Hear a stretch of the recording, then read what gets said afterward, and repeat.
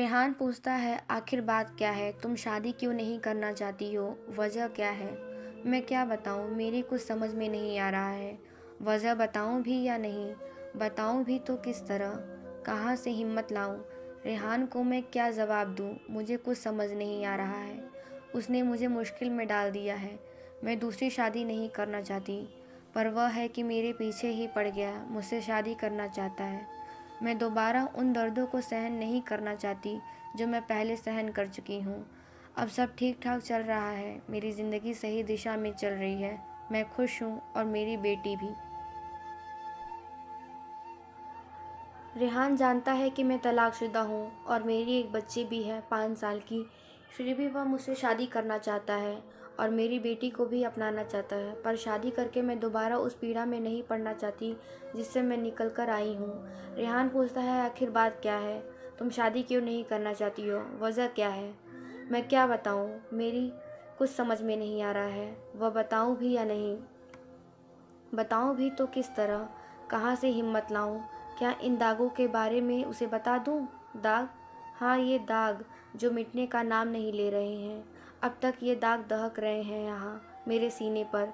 मैं पहली शादी भी नहीं करना चाहती थी इन्हीं दागों के चलते, पर मेरी अम्मी नहीं मानी, मेरे पीछे ही पड़ गई। वे समझाती, बेटी शादी के बिना एक औरत अधूरी है, शादी के बगैर उसकी ज़िंदगी जानूम बन जाती है। तू शादी कर ले, तेरे दोनों भाइयों का क्या भरोसा, तुझे कब तक सहारा देंगे? अभी तेरी भाभीयों का मिजाज बढ़िया है, आगे चलकर वे भी तुझे वो समझने लगी तो? पर ये दाग? मैं अम्मी का ध्यान दागों की ओर दिलाते हुए कहती, अम्मी, इन दागों का मैं क्या करूं? ये तो मिटने का नाम ही नहीं लेते, ऊपर से दहकने लगते हैं समय समय पर। फिर भी आप कहती हैं मैं शादी कर लूं। क्या ये दाग छिपे रहेंगे? क्या ये दाग मेरे शौहर को दिखाई नहीं पड़ेंगे? अम्मी चुप्पी साध लेती, फिर रोने लगती। बेटी, इनका जिक्र मत किया कर, ये दाग है तो तेरे सीने पर, मगर जलन मुझे भी होती है। तब आप ही बताइए कि इनके रहते मैं शादी कर लूं? नहीं बेटी, तू शादी जरूर। मेरी ज़िंदगी की यही तमन्ना है। आखिर मैं हार गई। मैंने शादी के लिए हाँ कर दी और मेरी शादी धूमधाम से हो गई आरिफ के साथ। पहली रात को मुझे देख कर आरिफ की खुशी का ठिकाना नहीं रहा। आरिफ मुझसे कस्में वादे करने लगा, जहान भर की खुशियाँ लाकर मेरे कदमों में रख देने को बेताब हो उठे। आरिफ को खुश देखकर मैं भी खुश हो गई, पर मेरी खुशी कुछ पलों की थी। शादी के दूसरे ही दिन जब मैं आरिफ की बाहों में थी और ये मुझे चांद तारों की सैर करा रहे थे, अचानक ज़मीन पर आ गिरे धड़ाम से और करवट बदल ली। मुझे कसमसाहट हुई। क्या बात हुई? क्यों हट गए? मैंने आरिफ को अपनी बाहों में भरना चाहा तो आरिफ ने झिड़क दिया और दूर जा बैठे। क्या बात है? आप नाराज़ क्यों हो गए? ये दाग कैसे हैं? ओह, मुझे होश आया। मेरी नज़र मेरे सीने पर गई। मैं दहल गई। मैंने झट से दुपट्टे से ढक लिया। कैसे हैं ये दाग? बहुत ख़राब लग रहे हैं। सारा मूड चौपट कर दिया। किस तरह के हैं ये दाग? मैं आरिफ को अपने आगोश में लेते हुए बोली, ये दाग चाय के हैं। चाय के? जी। मैं जब छोटी थी, यही तकरीबन 5 साल की, मेरे सीने पर खौलती हुई चाय गिर गई थी। पूछो मत, मैं तड़प कर रह गई थी। इनका इलाज नहीं हुआ क्या? इलाज हुआ था और ये तकरीबन ठीक भी हो गए थे, पर क्या? एक दिन इन जख्मों पर मैंने एक क्रीम लगा ली थी, तभी से ये दाग सफ़ेदी में बदल गए। बहुत इलाज करवाया, मगर सफ़ेदपन गया ही नहीं। कहीं ये दाग वे दाग तो नहीं जिसका ताल्लुक खून से होता है? ना बाबा ना, ये वो वाले दाग नहीं हैं जो आप समझ रहे हैं। ये तो जलने के निशान हैं। मैं आरिफ को अपने आगोश में भरकर चूमने लगी। आरिफ भी मुझे प्यार देने लगे। अभी कुछ ही देर हुई थी कि उनका हाथ मेरे सीने पर आ गया। देखकर उनका मूड खराब हो गया। वे दूर हट गए। वे मुझसे दूर रहने लगे। मैं कोशिश करते करते हार गई। वे मेरे करीब नहीं आते। एक ही छत के नीचे हम दोनों अजनबियों की तरह रहने लगे। वे मुझसे नफ़रत तो नहीं करते थे, पर मोहब्बत भी नहीं। मुझे रुपए पैसे भी देते थे, पर प्यार नहीं। जब भी प्यार देने की कोशिश करती, दूर हट जाते। फिर सुबह मेरे हाथ से चाय भी नहीं लेते। चाय का नाम सुनकर उन्हें मेरे सीने के दाग याद आ जाते। मन उचाट हो जाता। इसी बीच मुझे एहसास हुआ कि मेरे अंदर कोई नन्हा वजूद पनप रहा है मुझे खुशी हुई पर आरिफ को नहीं। उन्होंने एक फ़ैसला ले लिया था, वह था मुझे तलाक देने का। उन्होंने मेरी कोख में पनप रहे वजूद को तहस नहस करवाना चाहा, मुझे रजामंद करने की पूरी ताकत झोंक दी, पर मैं नहीं मानी और जीती रही उसी वजूद के सहारे। आखिरकार उस वजूद ने दुनिया में आंखें खोली, मेरा सूनापन कम हो गया। मैं उस वजूद से हंसने बोलने लगी, अपने गम को भूलने की कोशिश करने लगी। धीरे धीरे मेरी बेटी मेरी सहेली बन गई। अभी मेरी बेटी 2 साल की ही हुई थी कि यह हादसा हो गया। मैं अपने मायके में आई हुई थी। मेरे बड़े भाई के लड़के का अकीका यानी मुंडन था। आरिफ भी आए हुए थे। रात को खाना खाने के बाद आरिफ की आदत है पान खाने की। उस रात वे मेरे मोहल्ले की एक पान की दुकान पर पान खाने पहुँचे तो मेरी ज़िंदगी में मानो कयामत सी आ गई। वही पान की दुकान पर आरिफ ने मेरे बारे में सुना क्या रंजिशन उन्हें सुनाया गया। मेरे बारे में बातें सुनकर वे चकरा गए। गिरते पड़ते वे घर वापस आए तो मैंने उनके चेहरे को देखकर भाग गई कि हो न हो कोई अनहोनी हुई है। मैं उनके पास पहुंची, पूछने लगी कि क्या बात है। आरिफ कुछ नहीं बोले, मेरे घर चुपचाप ही रहे। गुमसुम पर दूसरे दिन घर आकर कोहराम मचा दिया। ऐसा कोहराम कि पास पड़ोस के लोग इकट्ठा हो गए। मस्जिद के पेश इमाम साहब, मदरसे के मौलाना और मुफ्ती जैसे बड़े लोग भी बुला लिए गए और मेरे घर से मेरे वालिद साहब व दोनों भाई भी। बेचारी अम्मी भी रोती पीटती हुई आई। अम्मी को देखते ही मेरी आंखों से आंसू झरझर बहने लगे। अम्मी ने मुझे गले से लगा लिया। समझ गई थी क्या हुआ होगा। बाहर घर के सामने चबूतरे पर पूरी पंचायत जमा थी। मौलाना साहब मेरे ससुर से बोले, हाजी साहब आपने हम सबको क्यों याद किया, क्या बात है। मेरे ससुर ने अपना चेहरा झुका लिया, कुछ भी बोल नहीं पाए। मौलाना साहब ने दोबारा पूछा, आखिर बात क्या है हाजी साहब। मेरे ससुर ने अपना चेहरा धीरे से ऊपर उठाया और आरिफ की ओर संकेत किया, इससे पूछिए, पंचायत इसी ने बुलाई है, मैंने नहीं। अब मौलाना साहब ने आरिफ से पूछा, आरिफ बेटा बात क्या है, क्यों जहमत दी हम लोगों को। आरिफ बड़े अदब से खड़े हुए और बोले, मौलाना साहब मेरे साथ धोखा हुआ है, मुझसे झूठ बोला गया है। मस्जिद के पेश इमाम साहब बोले, बेटा किसने तुम्हें धोखा दिया है, किसने तुमसे झूठ बोला है। आरिफ तैश में बोले, मेरी बीवी ने मुझसे झूठ बोला है और धोखा दिया है, मेरे ससुराल वालों ने भी। मुफ्ती साहब बोले, आरिफ बेटा तुम्हारी बीवी ने तुमसे क्या झूठ बोला है, ससुराल वालों ने तुझे कैसे धोखा दिया है। हजरत यह बात आप मुझसे नहीं मेरी बीवी से पूछिए। पूरी महफिल में सन्नाटा पसर गया। मेरे अब्बू अम्मी और भाइयों के ही नहीं मेरे ससुर का चेहरा भी शर्म से झुक गया। अम्मी तड़प उठी, पर्दे के पीछे खड़ी, मैं भी सिसक पड़ी। मुफ्ती साहब बोले, बताओ बेटी क्या बात है। मैं ज़ोर ज़ोर से रोने लगी। मेरी आंखों से आंसू का सैलाब उमड़ पड़ा, होंठ थरथराने लगे, जिस्म कांप उठा। मुझसे बोला नहीं गया, बोलती भी तो क्या। आरिफ ही खड़े हुए और तैश में बोले, हजरत यह क्या बोलेगी, बोलने के लायक ही नहीं है यह। सिर्फ यही नहीं, इसके घर वाले भी। मेरी अम्मी का रोना और बढ़ गया।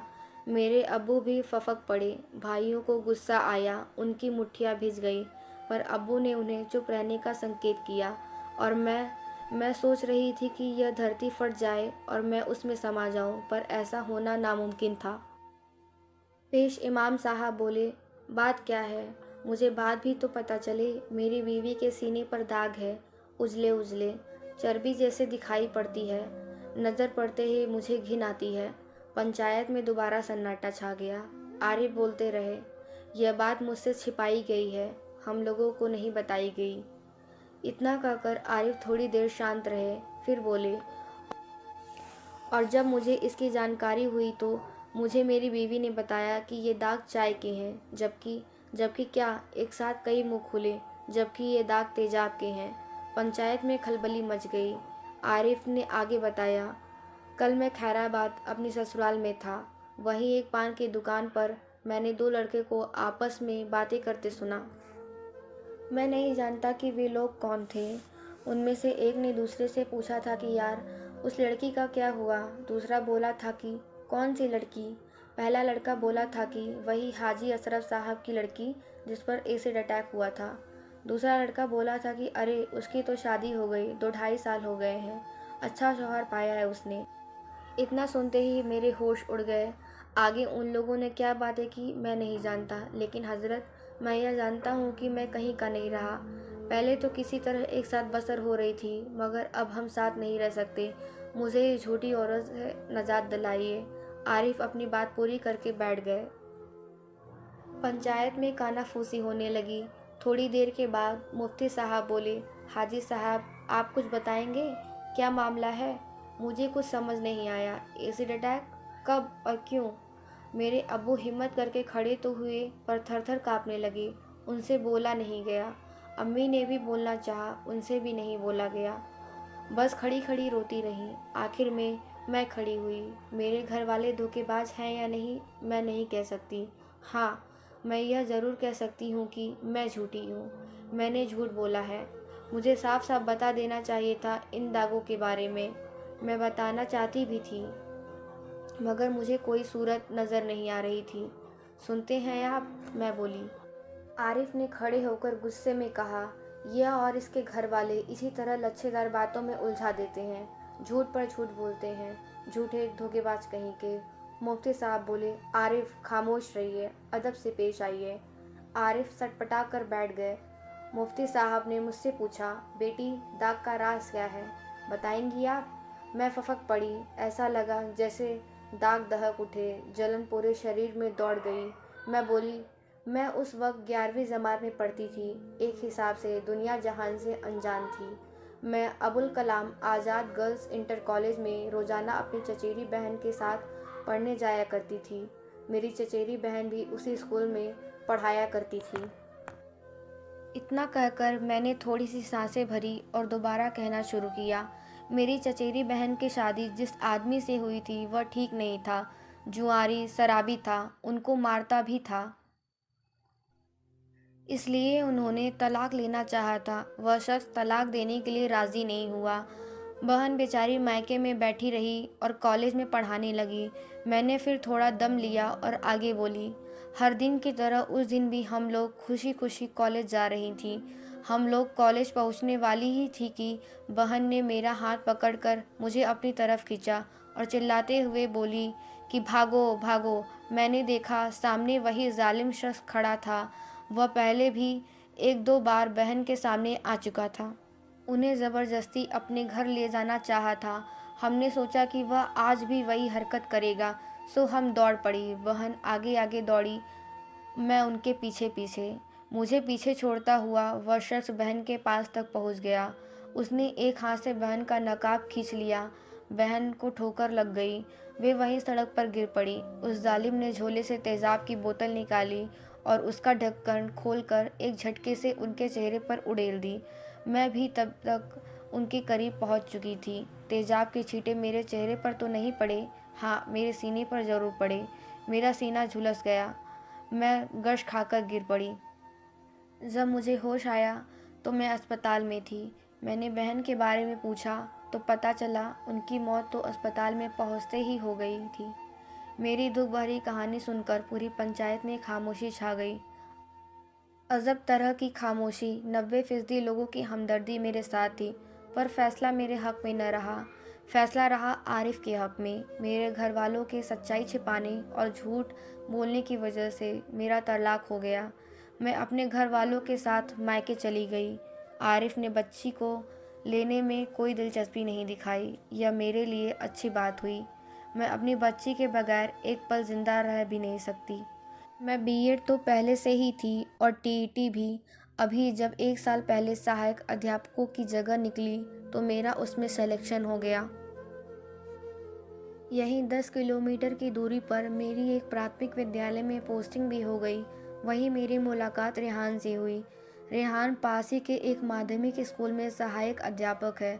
जब से मुझे देखा है, अपने अंदर मोहब्बत का जज्बा पाले बैठा है। मुझसे मोहब्बत का इजहार भी किया है और शादी करने की इच्छा भी जाहिर की है। मैंने न तो उसके प्यार को स्वीकार किया है और न ही उसके शादी के प्रस्ताव को। मैं दोबारा उस दर्द को झेलना नहीं चाहती।